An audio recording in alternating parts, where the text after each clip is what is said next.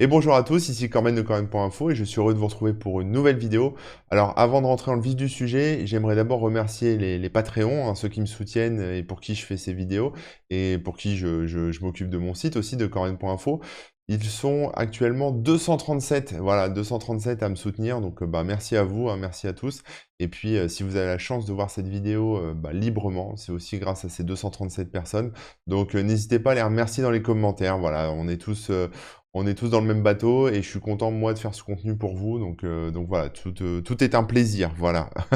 Alors aujourd'hui, je vais vous emmener à la découverte d'un outil qui s'appelle Vikunja. Alors Vikunja, apparemment, c'est une espèce de lama, hein. C'est voilà, un truc qui vit en Amérique du Sud, hein, dans les Andes. Et en fait, c'est surtout un outil libre, un outil open source qui fait office de to-do list, voilà, qui va vous permettre de gérer les to-do list. Alors pourquoi j'en parle? Parce que bah, on est tous en train de bosser, etc. On a tous des outils pour gérer nos to-do, pour gérer nos projets, etc. Et Vikunja, bah, déjà c'est gratuit, c'est facile à utiliser, c'est auto-hébergé, c'est-à-dire je vais vous expliquer dans cette vidéo comment on l'installe, etc. Vous allez voir, c'est très très simple.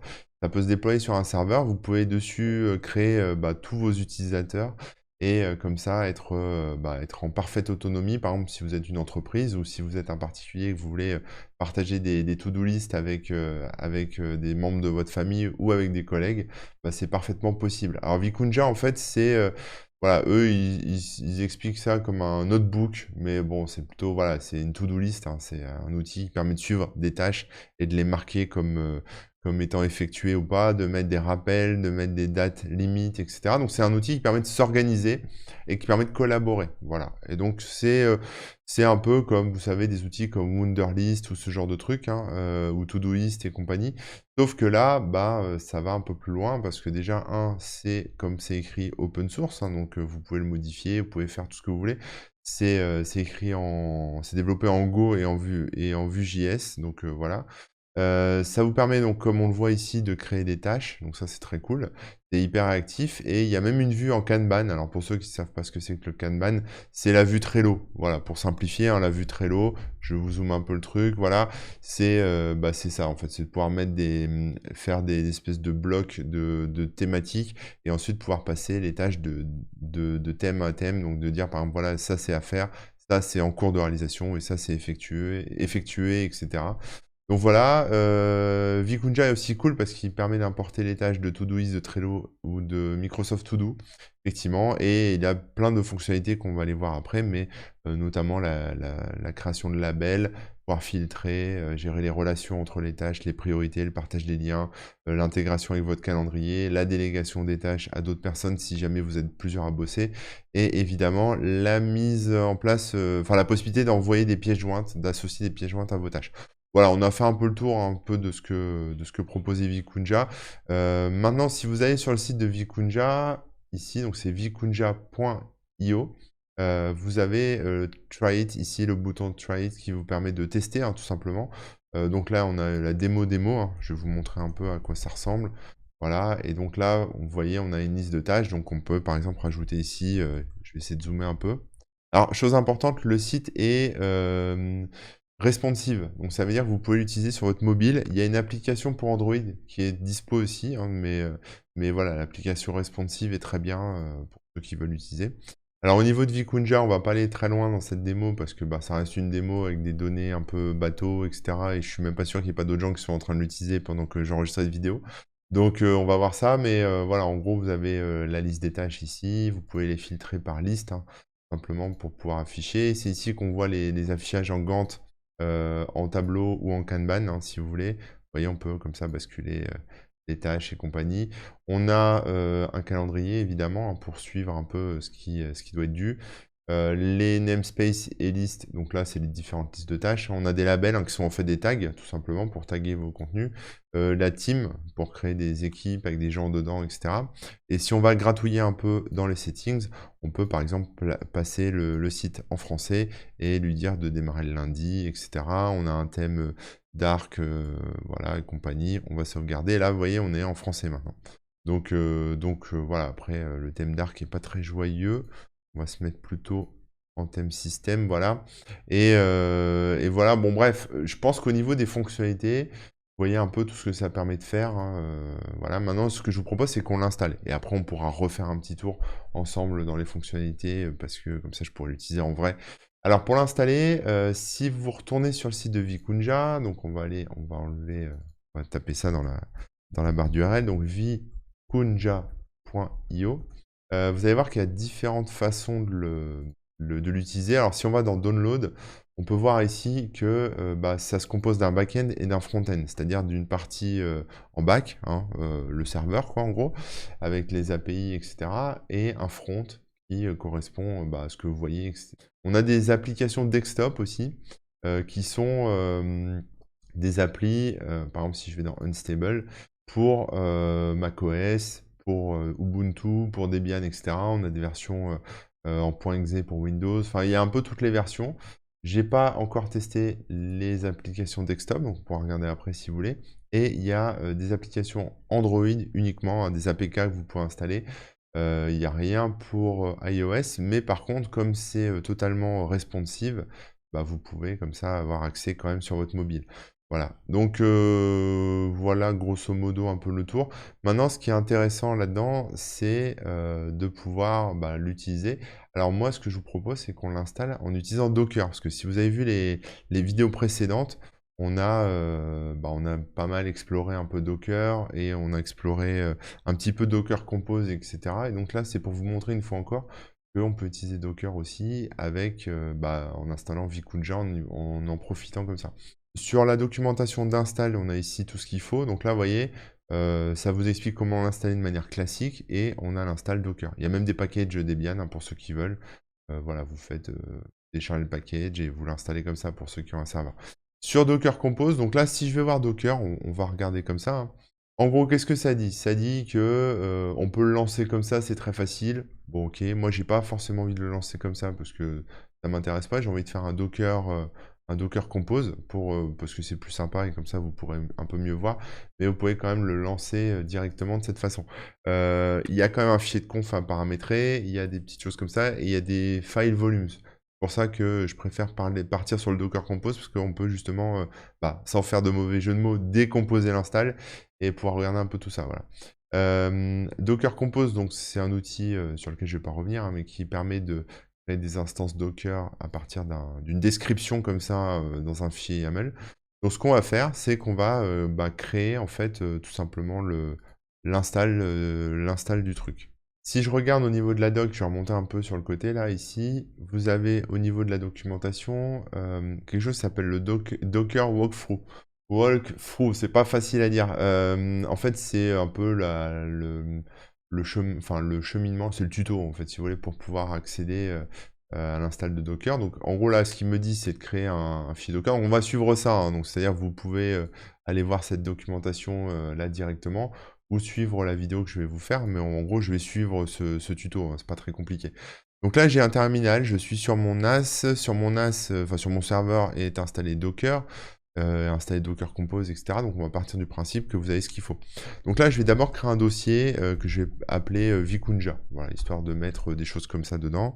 Je vais essayer de zoomer un petit peu, voilà, que vous puissiez voir un peu plus grand et que, voilà, on va essayer de ne pas s'abîmer les yeux. On va ensuite aller dans ce répertoire Vikunja et dedans, on va créer un nouveau fichier qu'on peut appeler un peu comme on veut, hein, mais on va l'appeler dockercompose.yaml. Donc on va faire un nano docker-compose.yml. Voilà, c'est le format. Donc là, je suis sur mon éditeur nano et je vais tout simplement copier-coller le document qui m'a été envoyé. Mais après, on va le passer en revue. Enfin, le document qui est dispo dans le tuto.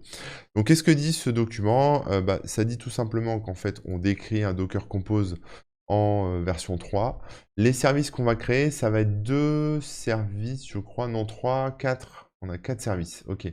Donc on a d'abord la base de données, ici, vous voyez. Donc la base de données, c'est MariaDB. Il va aller charger l'image MariaDB dans sa version 10 directement sur le hub Docker, ok. Ensuite, il va le lancer avec des commandes, enfin des paramètres au niveau de la commande.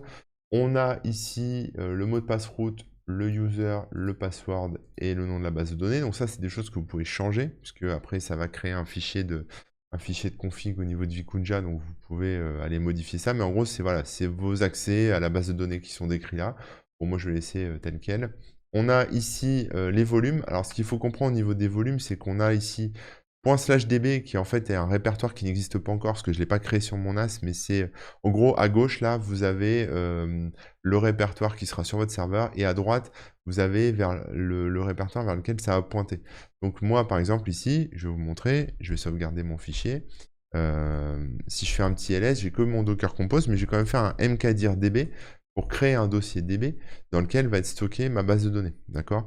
Mais Vikunja, lui, il va pas voir le dossier DB, en fait, parce que grâce à Docker, il va pouvoir faire la correspondance. Donc, en fait, il va aller stocker la base de données dans var lib MySQL côté Docker, mais en fait, en réalité, ce sera inscrit sur mon disque de serveur, sur mon disque dur, dans le répertoire DB que je viens de créer. Voilà. Ça permet de faire comme ça le mapping des volumes. Ensuite, on a la notion de redémarrage, hein, donc ça redémarre automatiquement si ça plante, etc. Sauf si on l'arrête manuellement. Là, il ne se relance pas, et c'est tant mieux. Ensuite, on a l'image API de Vikunja, hein, donc on va dire la partie back-end, la partie serveur, qui pareil se configure avec tout ce qu'il faut. Alors là, c'est des variables hein, qu'on lui donne, hein, donc c'est les variables qui correspondent aux paramètres de la base de données. Donc si vous changez ça, il faudra changer ça en dessous. Hein, donc faites attention. Et là, pareil, volume files. Donc il va stocker des fichiers. Vikunja va stocker des fichiers dans /app/vikunja/files. Mais moi, il faut que je crée un répertoire files sur mon disque dur pour qu'il puisse faire la correspondance. Voilà. Ce backend dépend de la base de données et pareil, il redémarre s'il est lancé. Le front-end, il n'y a rien à configurer, c'est simplement la partie web, la partie visible. Donc on va les télécharger en Docker automatiquement. Et là, évidemment, il nous faut un serveur web pour servir tout ça. Et donc on utilise Nginx qui va être en fait, dont la conf va être en fait stockée dans nginx.conf, c'est-à-dire dans mon répertoire Vikunja directement. Et dedans, on mettra ce qu'il faut après. Et il va dépendre de l'API et du front-end, voilà. Et pareil, redémarrage seulement si nécessaire. Voilà un peu pour l'explication de Docker Compose. Si vous n'avez pas tout capté, je vous invite à regarder mes vidéos précédentes sur Docker et pourquoi pas vous faire un petit tuto aussi sur Docker Compose. Voilà, donc moi maintenant ce qui me manque c'est un répertoire files hein, pour les fichiers de Vikunja. Voilà, et évidemment il va falloir que je crée un fichier pour Nginx. Donc je vais créer un nouveau document que je vais appeler nginx.conf, hein, c'est tel qu'il est appelé dans ma conf de Docker Compose. Et je vais mettre ce qui est donné dans le tuto, hein, mais en gros voilà, c'est ça. Ça veut dire quoi? Ça c'est la conf Nginx, ça veut dire qu'on écoute le port 80. Voilà, on va lui passer, enfin voilà, l'URL d'accès ça sera frontend 2.80 et ensuite voilà, il y a l'histoire des API qui pointe sur le port 3456 et le client max body size qui en fait est la partie qui permet d'uploader des fichiers. Donc ça, c'est-à-dire que là, dans Vikunja, si je veux joindre un fichier dans une tâche, uploader un fichier, je serai limité à une taille de 20 MB. Voilà, si vous voulez un fichier de 200 MB, vous rajoutez un 0 comme ça et vous sauvegardez, voilà. C'est juste pour indication. Donc là, j'ai tous mes fichiers, j'ai tout ce qu'il faut, je suis très content. Maintenant, on va tenter un lancement de Vikunja sans rien de plus. Hein, on va pas le lancer en mode démon, c'est-à-dire qu'il va pas se lancer comme ça discrètement, mais on va le lancer direct comme ça. Donc pour lancer le Docker Compose, comme le fichier s'appelle docker-compose.yaml et que c'est un peu le nom par défaut, il va le détecter automatiquement. Donc j'ai juste à faire un sudo docker-compose up. Voilà, je fais ça, je tape mon mot de passe. Et là, c'est parti. Donc là, il va faire toute l'install. Donc là, ce qu'il fait, c'est qu'il va aller chercher les images sur le hub de Docker pour aller récupérer les images de Vikunja, de Nginx, de tout ce qu'il faut, etc. Donc moi, j'en ai certaines, j'en ai pas d'autres. Enfin, par exemple, je dois avoir MariaDB, je dois avoir Nginx, mais j'ai pas celle de Vikunja, donc il est en train de les récupérer. Voilà, donc là, il crée les volumes, il crée les images, il crée tout ce qu'il faut en termes de machine. Et donc là, il me fait une erreur, en fait, voilà. Il me dit que le port 80 est déjà utilisé. Vous voyez, c'est écrit ici, listen TCP4, le 80, c'est écrit là, bind address already in use. C'est-à-dire que j'ai déjà, en fait, sur mon NAS, déjà des services déjà un service qui écoute sur le port 80. Donc c'est pas très grave, on va juste le changer en fait tout simplement. Et pour ça, on va aller dans le Docker Compose. Donc on va ouvrir le Docker Compose et on va regarder un peu ce qui se passe au niveau des ports 80. Donc vous voyez ici, en fait, le Nginx côté Docker, c'est bien le port 80, donc ça je ne vais pas y toucher. Mais par contre, moi, de mon côté, j'ai le port 80 aussi, donc là je vais le changer. Je vais l'appeler le port 80, bon on va mettre 806, voilà, c'est ce que j'avais mis sur Twitch la dernière fois quand j'avais testé Vikunja. Donc voilà, on va rester sur 806 et on va relancer l'installation avec Docker Compose. Donc là, vous voyez, il n'a pas besoin de retélécharger toutes les images. Et là, c'est parti, il lance le Docker et voilà. Et c'est parti, c'est lancé. Donc maintenant, ça se matérialise comment côté front? Eh bien, si je vais sur mon NAS, déjà, bah, je vais voir que Vikunja est lancé. Donc je vais aller sur mon NAS, je vais aller regarder côté Docker. Je vais aller dans mes conteneurs ici. Et vous voyez, j'ai, il faut que je le trouve, hein, mais j'ai ici en running, je vais vous réduire un peu la fenêtre, voilà. J'en ai beaucoup hein, des images, mais il faudrait que j'en shoot quelques-unes, mais je fais pas mal de tests en ce moment. Et donc, vous voyez, j'ai proxy, front-end, DB et API. Voilà, c'est ces 4 images-là qui sont actuellement lancées et voilà, qui tournent tranquille.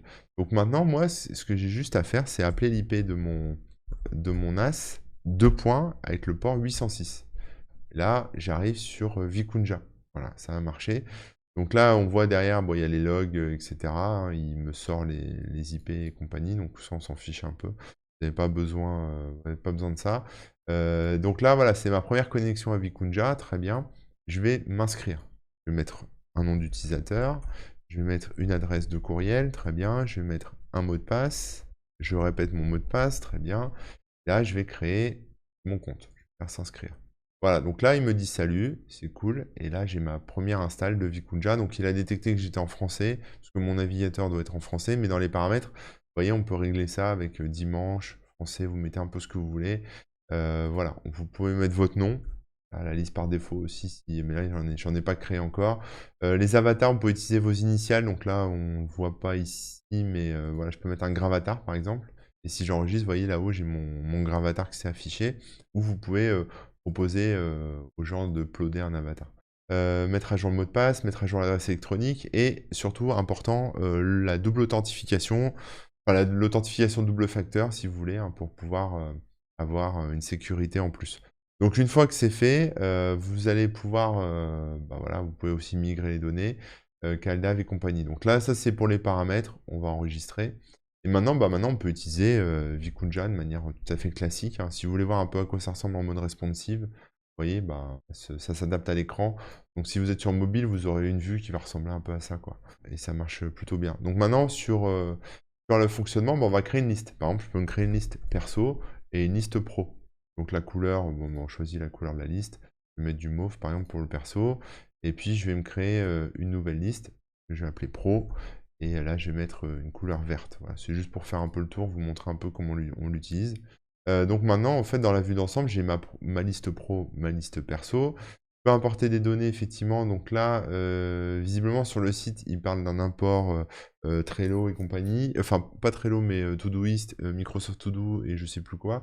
Là, il me propose que des exports Vikunja. Donc, je ne sais pas exactement comment ça se passe, mais donc peut-être que c'est pas inclus, en tout cas, sur la version open source que vous pouvez installer. Peut-être sur leur version hébergée, parce que Vikunja a une offre d'hébergement aussi. Donc voilà, donc maintenant que j'ai créé mes listes, bah, je peux faire une nouvelle tâche. Donc par exemple, je peux dire acheter du lait. Voilà, j'achète du lait. Ok, très bien. Et j'ai pas dit dans quoi je voulais le mettre. Donc je vais voir un peu à ce niveau-là. Donc ouais, il faut que je mette une liste par défaut dans les paramètres. Donc, dans les paramètres, liste, je vais mettre perso par défaut. Comme ça, je sais que quand je suis sur la home, je peux taper acheter du lait et ça va le mettre direct dans la perso. Voilà, j'ai mal écrit acheter du lait. Acheter du lati, c'est très bon le lati aussi. Voilà, si je veux ajouter un truc dans le pro, bah voilà, je peux mettre commander des enveloppes. Ok, d'accord, je tape ça. J'ai absolument pas besoin d'enveloppe, mais c'est pas grave. Et là, évidemment, je peux l'éditer, c'est-à-dire que je peux commencer à mettre une petite description, ajouter un rappel, par exemple, il faut qu'il me rappelle ça demain, à telle heure, etc., ou lundi prochain, ou faire plusieurs rappels, et voilà, vous avez tout le calendrier, hein, donc vous pouvez choisir ce que vous voulez. Mettre des étiquettes, donc là, je peux mettre bureau, par exemple, voilà, je rajoute un petit tag bureau, c'est des fautes aujourd'hui, décidément, bureau EAU, voilà, et lui mettre une couleur, et puis voilà. On a une vue détaillée aussi, si vous voulez voir. voilà, qui a beaucoup plus de paramètres, hein. On peut définir comme ça les priorités, assigner cette tâche à un utilisateur, mettre des relations entre les tâches, bon les couleurs ça on l'a vu juste avant, ajouter une pièce jointe et cetera et cetera. Donc on peut aller quand même assez loin, hein. C'est un outil qui est hyper puissant donc voilà, on clique sur terminer et donc maintenant dans la vue d'ensemble, j'ai, dans pro, bon là elle est oui je l'ai marquée comme terminée donc j'ai la liste, des tâches. Si je vais dans les filtres, je peux, comme ça avoir après, toutes mes tâches, et je pense que je dois pouvoir voir les tâches, qui sont également terminées en filtrant là-dessus, quoi. Afficher les tâches terminées, voilà, c'est ça que je cherchais. Donc là, voilà, je vois mes tâches, j'ai mon tableau de Gantt aussi, j'ai mon tableau, on va dire classique, un type liste, et j'ai un Kanban ici. Voilà, au niveau des équipes, bah, je peux créer une nouvelle équipe, hein, voilà, team de choc. Et puis comme ça, bah, vous pouvez importer des gens. Vous pouvez demander aux gens de s'inscrire et puis du coup, vous pouvez les mettre dans vos équipes. Comme ça, tout est bien segmenté. Voilà, bah, je pense qu'on a fait un peu le tour. Après, on a des filtres, on peut créer des fils personnalisés, créer des nouvelles listes, voilà, les espaces de nom aussi, voilà. Donc cet espace de nom, dans lequel vous pouvez comme ça mettre des filtres, enfin mettre des listes en fait dedans. Ça, vous pouvez segmenter encore un peu plus. C'est là, je suis dans la partie Corben, mais je peux créer comme ça différentes sections, hein. Les espaces de nom, c'est vraiment, comment est-ce que je pourrais décrire ça? C'est un peu les titres. C'est-à-dire que vous avez les espaces de nom. À l'intérieur, vous créez vos listes et à l'intérieur de vos listes, vous mettez vos tâches. Voilà, c'est aussi simple que ça, quoi. Voilà, je pense qu'on a fait le tour. Bah écoutez, c'était une vidéo un peu rapide, mais il n'y a pas besoin de grand-chose, hein, vous voyez, une install avec Docker et roule ma poule. Vous pouvez l'installer sans Docker évidemment, il n'y a pas de souci. J'espère que ça vous aura plu. En tout cas, je trouve que c'est un super outil. Je l'utilise pas encore au quotidien parce que je suis pas un expert de la to-do list, hein, puis je suis tout seul, donc fonctionne un peu tout seul, donc j'ai pas besoin de ces histoires de to-do list. Mais si demain j'avais besoin de ça, en tout cas Vikunja, enfin jusqu'à présent j'utilisais Wunderlist et ce genre de choses, donc des services payants et des services dans lesquels je mettais mes données, voilà, chez un tiers.